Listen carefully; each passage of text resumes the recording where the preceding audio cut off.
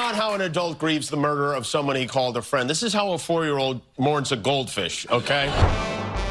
Again, for all of the talk in thumbnails and titles on YouTube videos from people in my cohort, people who do my job, who are quite alarmist in the way that they present to get you to click on a video to watch what the content is.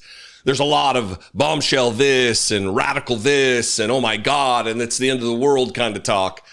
And some of that's just kind of how the business has to work based on YouTube and the algorithms and stuff. I try not to do that. I try to kind of play it straight on what I'm talking about.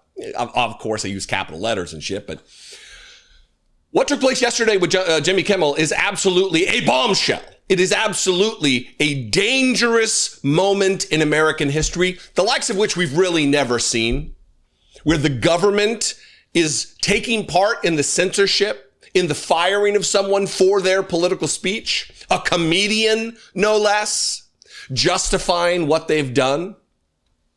Donald Trump admitting he played a role back in July, and now they're acting like he didn't have anything to do with this. I mean, remember when it was like a CPAC meeting and Elon Musk with his dipshit sunglasses and his chainsaw, the chainsaw of bureaucracy.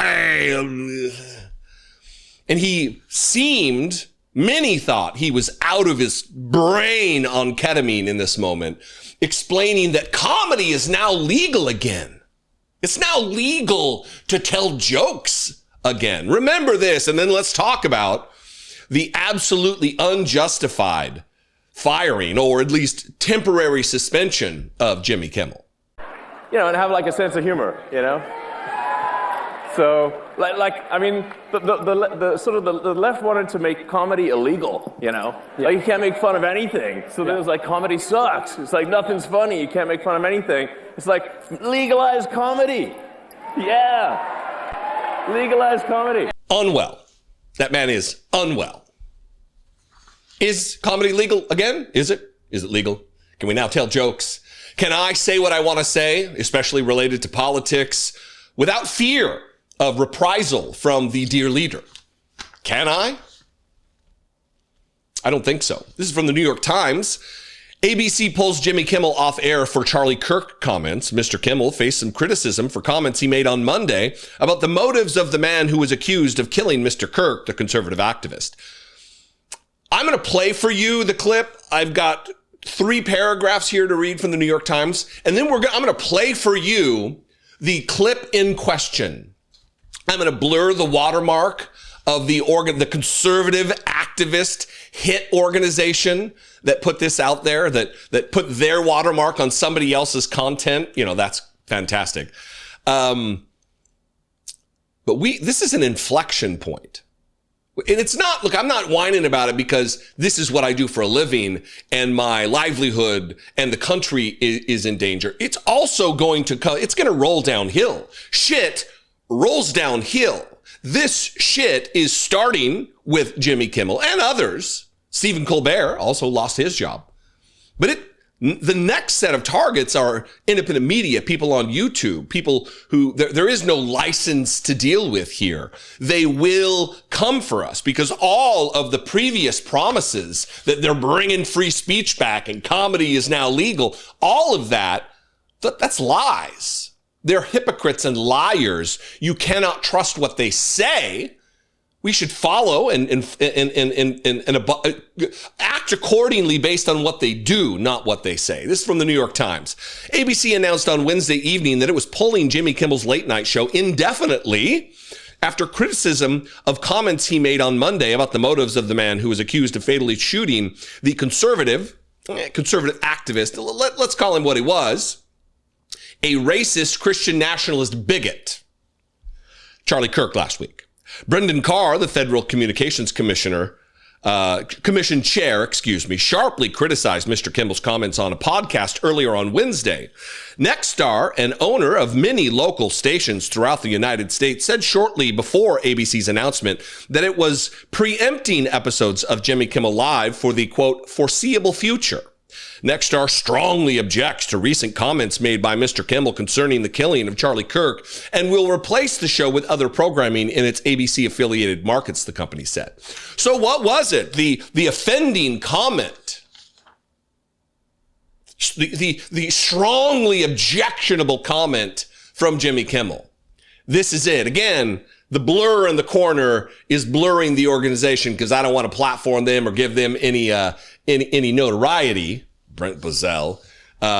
Here you go. This is what was so offensive that got him fired. We hit some new lows over the weekend with the MAGA gang desperately trying to characterize this kid who murdered Charlie Kirk as anything other than one of them and doing everything they can to score political points from it. In between the finger pointing, there was grieving. On Friday, the White House flew the flags at half staff, which got some criticism. But on a human level, you can see how hard the president is taking this. My condolences on the loss of your friend Charlie Kirk. May I ask, sir, personally, how are you holding up over the last day and a half, sir? I think very good. And by the way, right there, you see all the trucks? They've just started construction of the new ballroom for the White House, which is something they've been trying to get, as you know, for about 150 years. And it's going to be a beauty. Yes. Okay. He's at the fourth stage of grief, construction. There's demolition, construction. This is not how an adult grieves the murder of someone he called a friend. This is how a 4-year-old mourns a goldfish, okay? He didn't make light of the assassination of Charlie Kirk. He didn't mock Charlie Kirk at all. He's talking specifically about the response to the killing of Charlie Kirk, how they're all acting as though they're deeply moved and beside themselves with grief, yet Donald Trump can't stop yammering about the goddamn ballroom. That they're scoring political points, blaming the left, blaming they did this, they organized this, they killed Charlie. That's what he's pointing out. There was nothing offensive about this. There was nothing objectionable about this, Nexstar. What this is, you're going to follow the money here. There's a merger happening, and that's why they're listening to Donald Trump about canceling him. Now, listen. This was announced yesterday before this announcement was made. Brendan Carr, what a coincidence. He happened to go on Benny Johnson's show. The FCC commission chair went on with Russian money receiver Benny Johnson, a guy who got millions, hundreds of thousands, if not millions of dollars from the Kremlin to spread enemy talking points. This agent of a hostile foreign power, Benny Johnson, guested the FCC commissioner, and this is them talking about it. And I want you to pay attention and remember, comedy's legal now, as announced by one of the dear leader's best friends, Elon Musk. It's legal, so I want you to listen to how he frames the justification for this, that the FCC has the full right to do all the things they want to do because there's a license involved. But he's talking about news. He's talking about news distortion and broadcast hoaxes. How did a comedian telling jokes run afoul of those particular rules? Keep that in mind when you watch Brendan Carr. And those TV stations are, in the main, owned by independent companies, independent from Comcast and Disney. But Disney and Comcast both own some televisions themselves. So start from the idea that you have national programmers that create the show, including the Kimmel Show, and then they're given to and distributed over licensed TV stations. It's the licensed TV stations that have the public interest standard, including those TV stations that Comcast and Disney own. So FCC regulatory action focuses on those individual stations. And one thing that we're trying to do is to empower those local stations to serve their own communities. And the public interest means you can't be running a narrow partisan circus and still meeting your public interest obligations. It means you can't be engaging in a pattern of news distortion. We have a rule on the book that interprets a public interest standard that says news distortion is something that is prohibited. Likewise, we have a rule that addresses broadcast hoaxes. And so, again, over the years, the FCC has stepped back from enforcing it, and I don't think it's been to the benefit of anybody. Just look at the credibility of these legacy media. It's absolutely through the floor. They used to be able to say at least they were more trustworthy than Congress, but now they're even less trustworthy than Congress. And so I think as a business matter for them, something has to change. And at the FCC, we need to reinvigorate this. So again, there's actions that we can take on licensed broadcasters. And frankly, I think that it's really sort of past time that a lot of these licensed broadcasters themselves push back on Comcast and Disney and say, listen, we are going to preempt. We are not going to run Kimmel anymore until you straighten this out, because we licensed broadcaster, are running the possibility of fines or license revocations from the FCC if we continue to run content that ends up being a pattern of news distortion. So I think, again, Disney needs to see some change here, but the individual licensed stations that are taking their content, it's time for them to step up and say, this, garbage, to the extent that that's what comes down the pipe in the future, isn't something that we think serves the needs of our local communities. But this sort of status quo is obviously not acceptable where we are. This is a clear violation of the First Amendment of the Constitution and the guarantees therein, the protection of our natural rights to free speech, because the government is involved in this.